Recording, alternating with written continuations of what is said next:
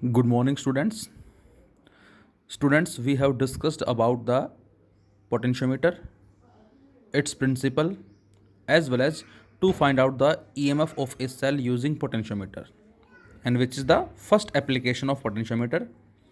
And now we have the second application of potentiometer, that is, using potentiometer we have to compare the EMFs of two cells. बच्चों हमें बेटा दो sales की जो EMF है उसे कंपेयर करना है पोटेंशियोमीटर को यूज़ करके. So again potentiometer we have the main driving cell having EMF E, ammeter that is zero resistance, rheostat and key, all are connected in series, and this is the auxiliary circuit, and the wire AB having length L. Here we have two cells having EMF E1 and E2, and we have to compare these EMFs. बच्चों यहाँ पर जो दो sales हमें नज़र आ रहे हैं बेटा E1 and E2, हमें इन दोनों सेल्स की EMF को ही कंपेयर करना है.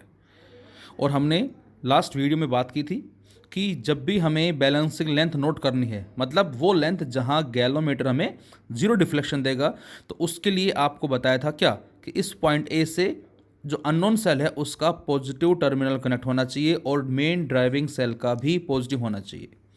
यदि इधर नेगेटिव और इधर पॉजिटिव हो, मतलब इंटरचेंज हो जाए, तो उस केस में हमें बैलेंसिंग लेंथ नहीं मिलेगी. फर्स्ट हमारा आंसर था कि नेसेसरी कंडीशन है कि यहाँ पर जो ए है बेटा ये इसके पॉजिटिव से कनेक्ट होना चाहिए. सेकेंड केस क्या था? सेकेंड केस था कि जो हमारा मेन सेल है ड्राइविंग सेल उसकी ईएमएफ इस अननोन सेल की ईएमएफ से ज़्यादा होनी चाहिए. उसी केस में हमें बैलेंसिंग लेंथ यहाँ मिलेगी, अदरवाइज नहीं मिलेगी. तो सेम वही केस हमारे पास है. Cell E1 as well as second one is E2 which are connected through the galvanometer with keys K1 and K2. और ये हमारा वायर है जिसकी लेंथ हमने L कैपिटल मानी हुई है. तो बच्चों सबसे पहले हम इस की को प्रेस करेंगे और इस की को प्रेस करने से इसमें सर्किट में करंट जो है वो सेटअप हो जाएगा. And now we press the key K1 but K2 is open. ध्यान रहे बच्चों, हम केवल K1 को ही प्रेस करेंगे बेटा, K2 क्या रहेगी? ओपन रहेगी. और जब K2 ओपन रहेगी तो इस सेल का कोई काम नहीं होगा, ये सर्किट में कनेक्ट नहीं होगा. और हम इस जोकी को इस वायर पे टच करते आगे चलेंगे हम, और हम वो लेंथ नोट करेंगे जहाँ पर गैलोमीटर हमें जीरो डिफ्लेक्शन देगा. और फिर से इस बात का मीनिंग क्या होगा? तो आंसर है इस बात का मीनिंग होगा बेटा कि उस लेंथ पे जो पोटेंशियल डिफरेंस होगा इस सेल के कॉरस्पॉन्डिंग, ड्राइविंग सेल के कॉरस्पॉन्डिंग, वो इस अननोन सेल की ईएमएफ के बराबर हो जाएगा. सपोज हमने कल एग्जांपल भी लिया था कि हमारे पास 400 सेंटीमीटर लेंथ है और उसके कॉरस्पॉन्डिंग जो नेट ईएमएफ कितनी है वो सपोज 10 वोल्ट है. तो 400 सेंटीमीटर के अक्रॉस हमें जो रिजल्ट मिला था वो था 10 वोल्ट. तो 200 के कॉरस्पॉन्डिंग कितना होगा? लेंथ आधी हो गई. तो आंसर था उसी कॉरस्पॉन्डिंग जो हमारे पास रिजल्ट होगा पोटेंशियल डिफरेंस, दैट इज 10 का हाफ कर दे हम 5 वोल्ट. 200 का हाफ कर दे बेटा हम 100 सेंटीमीटर के अक्रॉस कितना होगा? तो 5 का हाफ कर दो आप 2.5. तो यदि मैं आपसे कहता हूं कि इसकी ईएमएफ 2.5 वोल्ट है सपोज, तो इसका मतलब क्या हुआ? इसका मतलब है कि गैलोमीटर 100 सेंटीमीटर पे डिफ्लेक्शन हमें जीरो दे देगा, क्योंकि उस लेंथ पे इसका तो पोटेंशियल डिफरेंस वो इसकी ईएमएफ के बराबर हो जाएगा. तो ये हमने बात कर ली थी कल. सो हम बैलेंसिंग लेंथ नोट करेंगे जहाँ पर गैलोमीटर हमें जीरो डिफ्लेक्शन देगा इस फर्स्ट सेल के corresponding. So we can write E1 directly L1 or we can say E1 equal to KL1. This is equation number first. And now we release the key. अब हम इस की को release कर देंगे, लेकिन इसको हम प्रेस करेंगे. अब इसको ओपन कर दिया बेटा K1 को और K2 को प्रेस कर दिया. So now K1 gets open and K2 भी प्रेस्ड. जब K2 को प्रेस करेंगे K1 को ओपन करेंगे, और ये तो पहले से ही प्रेस है. तो अब सर्किट में बच्चों E2 कनेक्ट हो जाएगा, लेकिन K1 ओपन होने से E1 सर्किट से हट जाएगा, इसका सर्किट में कोई रोल नहीं होगा. तो इस बार सर्किट हमारा ये बनेगा. और वही सेम काम क्या, हम इस जोकी को स्लाइड करवा के वो लेंथ नोट करेंगे जहाँ पर हमें गैलोमीटर जीरो डिफ्लेक्शन देगा. और इसका मीनिंग क्या होगा बच्चों? उस लेंथ पे इसका पोटेंशियल डिफरेंस वो E2 जो सेकंड सेल है उसकी EMF के बराबर हो जाएगा, and the second length is से L2, so we can say E2 directly L2 और E2 equal to KL2. Maybe L1 is greater than L2 और L1 is less than L2. No matter कि कोई भी length कम हो सकती है, कोई भी लेंथ ज़्यादा हो सकती है. शायद डायग्राम में आपको L1 जो है लेंथ वो कम नज़र आ रही है और L2 ज़्यादा. ये कम भी हो सकती है बच्चों और ये ज़्यादा भी हो सकती है. No matter. तो यहाँ से बेटा E1 equal to KL1 and E2 equal to KL2 मिल गया हमें. And now dividing equation first and second. और अब हम इनको क्या कर देंगे बच्चों, डिवाइड कर देंगे. और जैसे डिवाइड करेंगे तो हमें जो रिजल्ट मिलेगा वो आ जाएगा E1 upon E2 equal to L1 upon L2. So उनके लेंथ के रेशियो से, दैट इज़ बैलेंसिंग लेंथ के रेशियो से हम उनकी EMF को कंपेयर कर सकते हैं. और सबसे खास बात क्या है कि हमें यहाँ पोटेंशियल ग्रेडियंट को सोल्व करने की भी ज़रूरत नहीं है. मैंने बताया था आपको कि जनरली पोटेंशियल ग्रेडियंट हमारा न्यूमेरिकल्स में यूज़ होता है. यहाँ पर देख सकते हैं आप, दोनों के से के कैंसिल आउट हो जाएगा और यहाँ E1 अपॉन E2 जो है that is equal to L1 upon L2 के बराबर आ जाएगी. So this is the comparison of EMF of two cells using potentiometer. ये हमारी प्रेस है, इसको प्रेस करेंगे लेकिन K2 जो है बेटा वो क्या रहेगी, ओपन रहेगी. तो ये सर्किट में कनेक्ट हो जाएगा, लेंथ L1 आ जाएगी. सेकंड केस में इसको तो ओपन कर देंगे, इसको प्रेस कर देंगे, ये सर्किट में कनेक्ट हो गया. सेकंड लेंथ लोड करेंगे और दोनों को डिवाइड करके हम इनकी EMF का कंपैरिजन जो है वो फाइंड आउट कर लेंगे. अब जैसे हमें क्वेश्चन दिया जाए बच्चों, क्या the variation of potential difference V with length L in case of two potentiometer X and Y is as shown in graph. हमें पोटेंशियल डिफरेंस वर्सेस लेंथ में दो पोटेंशियोमीटर्स हैं X एंड Y, उनका graph जो हमें given है बेटा. Which one of these two will you prefer for comparing the EMFs of the two cells and Y. तो आपसे कह रहा है कि आप जो दो पोटेंशियोमीटर हैं X और Y, इन दोनों में से किसको प्रेफर करोगे, किसके लिए, for comparing the EMF of two cells and Y. तो यहाँ पर हमें जो बताना है, इस X और Y जो दो पोटेंशियोमीटर हैं जिनका V वर्सेस L ग्राफ हमें दे रखा है, इन दोनों में से किसको प्रेफर करेंगे और क्यों. तो बच्चों फिलहाल हमें ये तो पता है कि इस VL ग्राफ से जो स्लोप होगा बेटा, स्लोप मतलब tan theta perpendicular upon base, वो क्या होता है के का मतलब पोटेंशियल ग्रेडियंट. तो मैं आपसे ये कहूँ कि दोनों में से किसका स्लोप ज़्यादा है, तो आंसर है X का ज़्यादा है और Y का कम.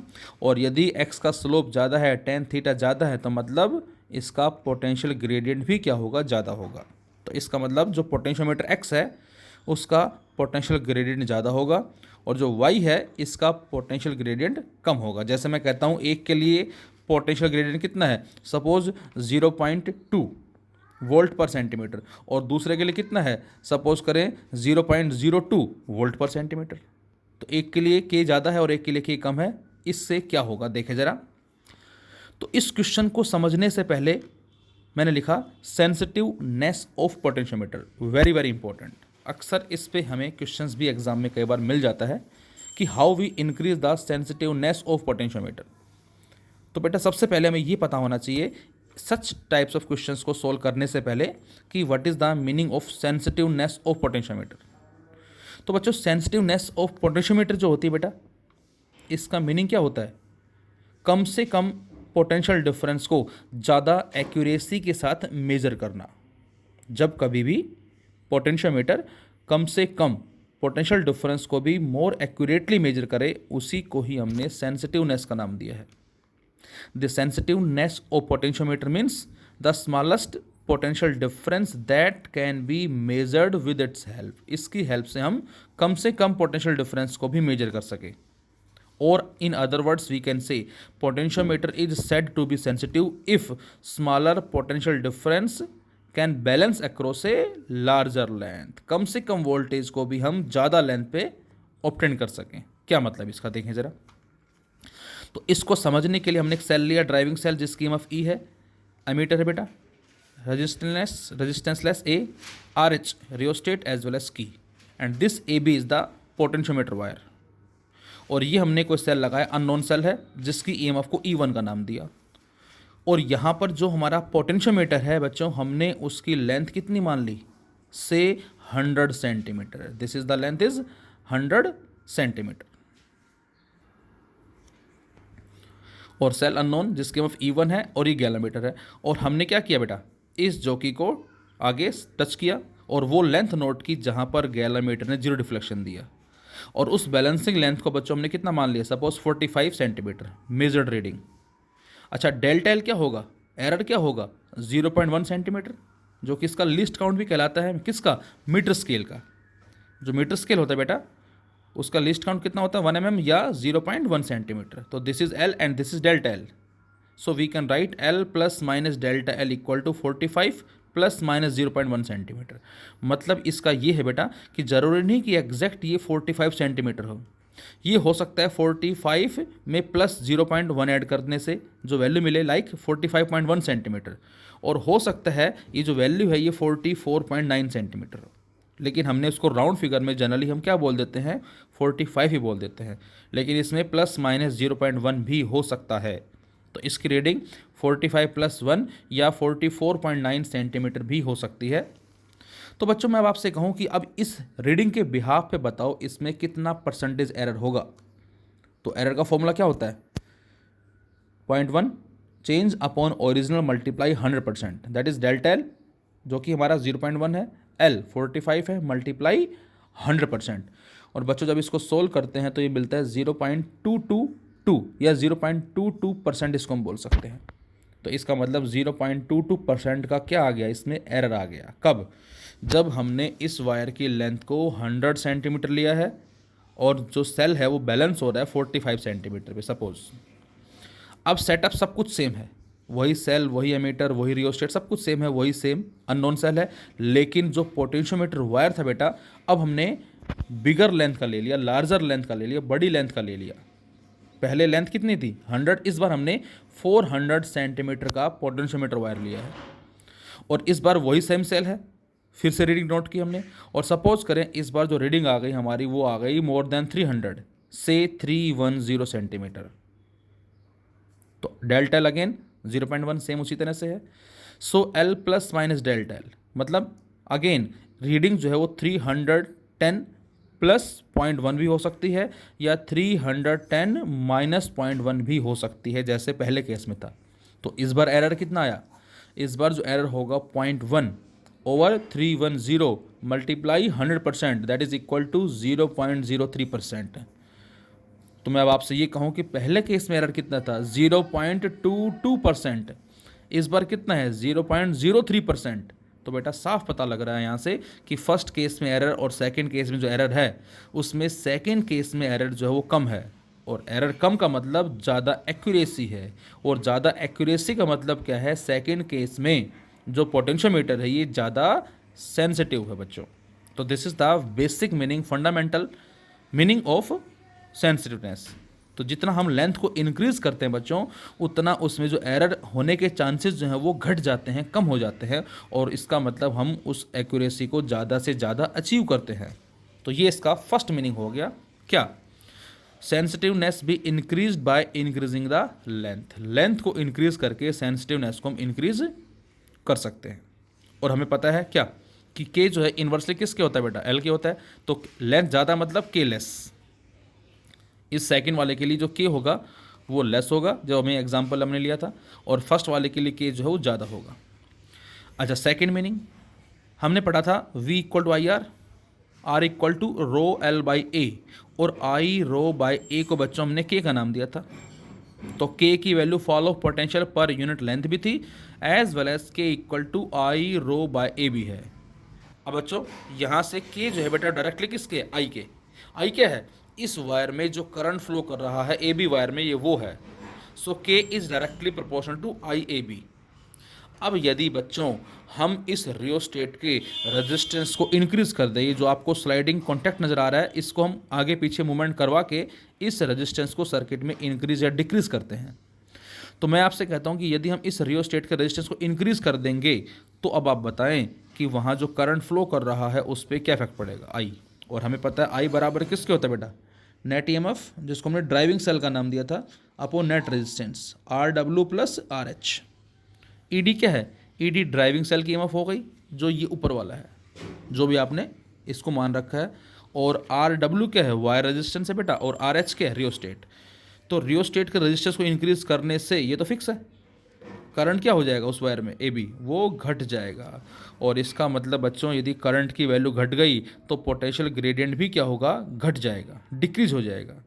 सो if resistance through the rheostat भी increased then I A B decrease, so K decreases. और यदि के डिक्रीज हो गया हैंस सेंसिटिवनेस इंक्रीज्ड, मतलब so we obtain the balancing length towards B. इसका मतलब क्या होगा बच्चों, उस केस में बैलेंसिंग लेंथ किस तरफ शिफ्ट हो जाएगी, बी की तरफ शिफ्ट हो जाएगी। और ये हमारा बोर्ड एग्जाम में भी आता है क्वेश्चन, क्या कि ये बताना है कि बैलेंसिंग लेंथ जो है वो किस तरफ शिफ्ट होगी, मतलब गैलोमीटर में जो डिफ्लेक्शन जीरो आ रहा है वो ए की तरफ होगा या बी की तरफ होगा, कब, जब हम इस रेजिस्टेंस को, दैट इज रियोस्टेट के रेजिस्टेंस को, या हो सकता है यहाँ पर रेजिस्टेंस बॉक्स लगा दिया हमने, इस तरह से भी आप बता सकते हो आर बी, इस रेजिस्टेंस को इंक्रीज कर रहे हैं।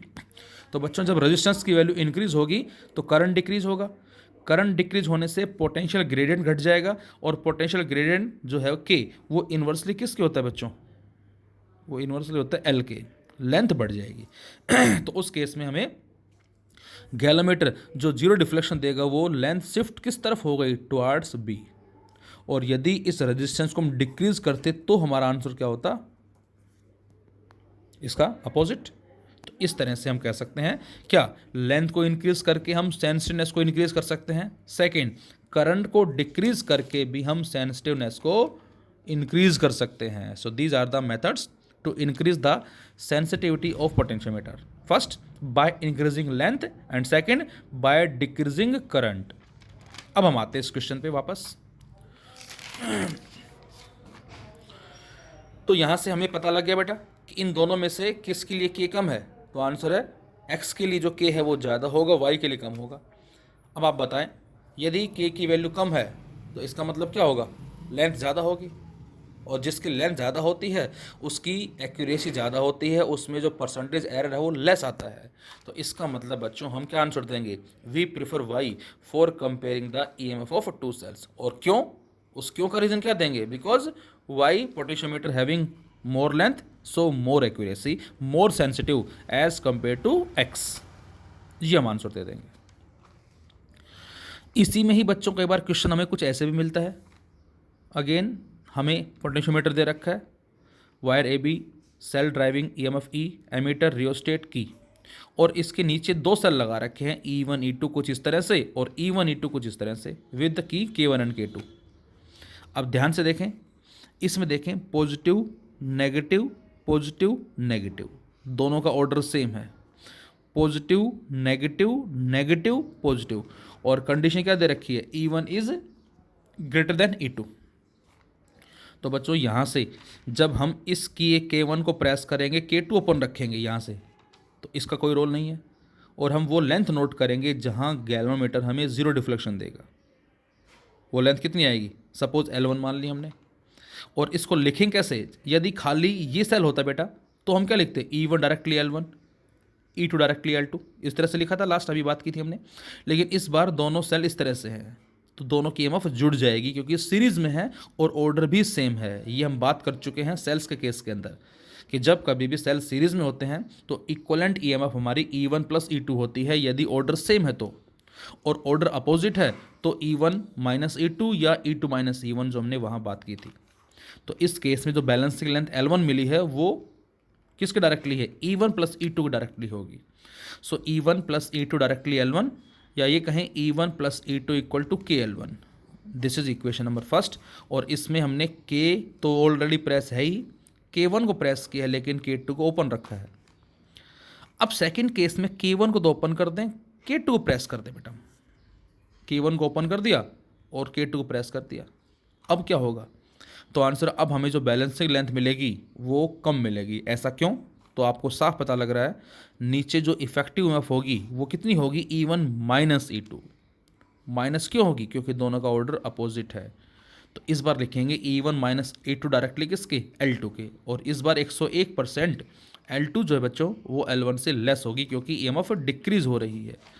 सो E1 minus E2 equal to KL2, first and second add कर दें दोनों को, तो ऐड करते ही E2 से E2 कट जाएगा बेटा, तो ये आ जाएगा 2E1 equal to KL1 plus KL2, के कॉमन ले लिया तो बच्चों यहाँ से E1 की वैल्यू आ जाएगी K/2 into L1 plus L2। और इस E1 को चाहे तो यहाँ रख दे चाहे यहाँ रख दे, किसी एक में रखें, E2 निकालें तो E2 आ जाएगा बेटा K/2 into L1 minus L2। ये E1 आ गया और ये E2 आ गया, और अब डिवाइड कर दो, और जैसे डिवाइड करेंगे बच्चों तो K/2 कट जाएगा। सो E1/E2 क्या मिला बेटा हमें, ये मिलेगा L1 plus L2 over L1 minus L2।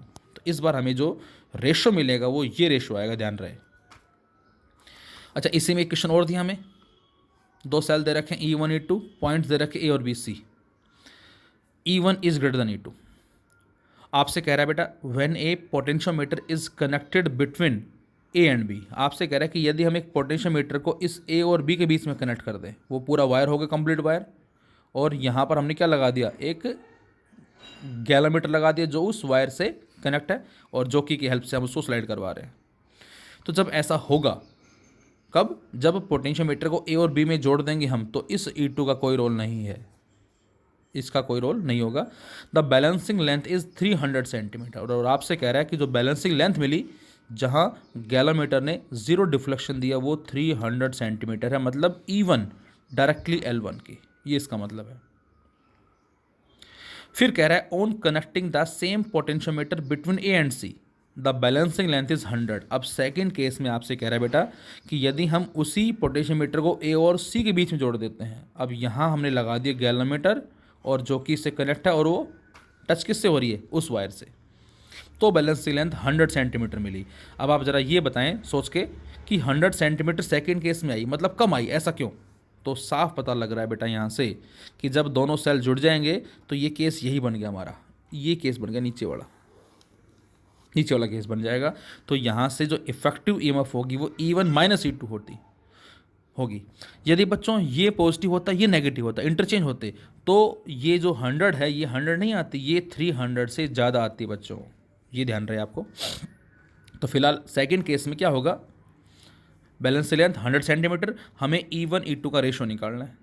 तो सेम उसी तरह से बच्चों E1 डायरेक्टली L1 की होगी, that is KL1, and L1 is 300 centimetre, and second case is E1 minus E2 directly L2, that is KL2 which is 100। क्या करें, इस फर्स्ट को सेकेंड में पुट कर दें हम, यहाँ से E2 आ जाएगा, और अब इस फर्स्ट और थर्ड को हम डिवाइड कर देंगे, so E1/E2 equal to 3/2। So this is the ratio of EMF of two cells. So this is all about comparison of EMF of two cells as well as how we can increase the sensitiveness of potentiometer. First by increasing the length and second by decreasing the current. In method से हम potentiometer की sensitiveness को बच्चों increase कर सकते हैं। अब now next जो हमारा वीडियो होगा उसमें हम थर्ड एप्लीकेशन के बारे में स्टडी करेंगे, that is internal resistance of a cell. Thank you.